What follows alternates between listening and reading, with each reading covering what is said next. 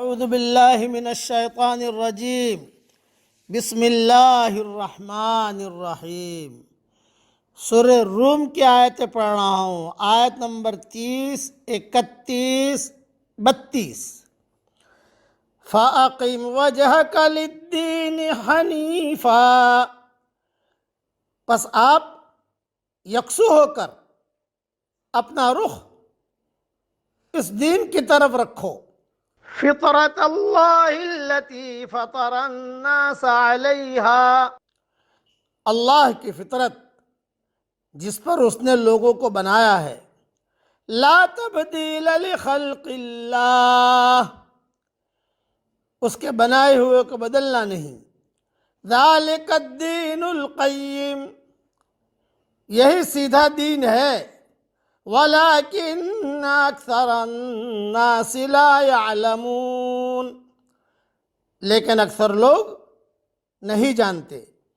مُنِيبِينَ إِلَيْهِ وَاتَّقُوهُ وَأَقِيمُوا الصَّلَاةَ وَلَا تَكُونُوا مِنَ الْمُشْرِكِينَ، اسی کی طرف متوجہ ہو کر اور اسی سے ڈرو اور نماز قائم کرو اور مشرکین میں سے نہ بنو۔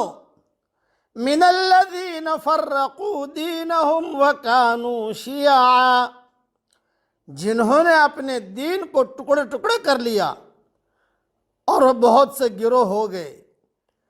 کل حزب بما لدیہم فرحون، ہر گروہ اپنے طریقے پر خوش ہے جو اس کے پاس ہے۔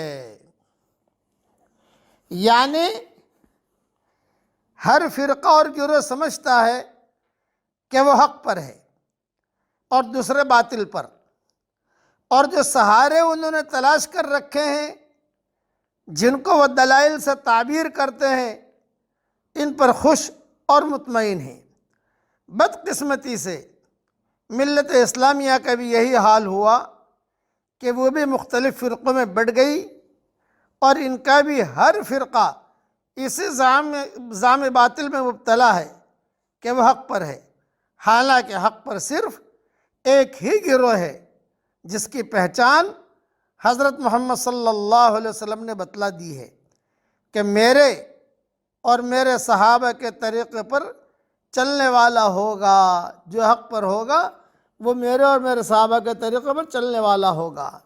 ہمیشہ یاد رکھنا، اصل دین ایک ہے اور وہ ہر پیغمبر پر اپنی کامل شکل میں اترا ہے۔ وہ ہے ایک اللہ کی طرف رجوع، ایک اللہ کا ڈر، ایک اللہ کی عبادت، ہماتن ایک اللہ کی طرف متوجہ ہو جانا، یہی دین فطرت ہے۔ یہ دین ابدی طور پر ہر انسان کی نفسیات میں سمویا ہوا ہے۔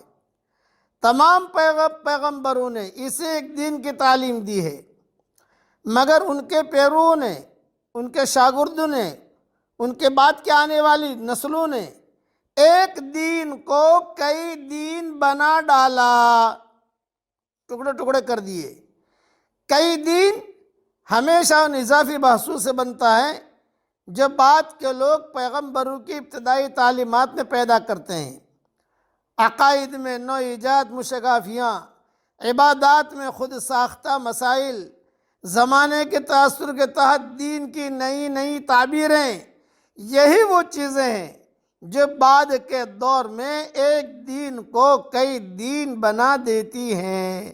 جب یہ اضافی وجود میں آتے ہیں تو لوگ اصل دین کے بجائے اپنے انہی اضافوں پر سب سے زیادہ زور دینے لگتے ہیں، جن کی بدولت وہ دوسرے گروہ سے جدا ہو کر الگ گروہ بنے ہیں۔ ایک گروہ ایک قسم کے اضافے پر زور دیتا ہے اور دوسرا گروہ دوسرے قسم کے اضافے پر زور دیتا ہے۔ اس طرح بالآخر یہ نوبت آتی ہے کہ ایک دین کو ماننے والے عملاً کئی دینی گروہ میں بٹ کر رہ جاتے ہیں۔ اسی لیے اس وقت میں امت ٹکڑے ٹکڑے ہو گئی، اور اب تو یہ حال ہوا کہ پوری امت کو جوڑنا مشکل ہو گیا، جسے ناممکن کہتے ہیں۔ اتنے مذہب بن گئے، اتنے ساری دنیا میں جا کر دیکھو آپ، الگ الگ الگ الگ الگ الگ الگ.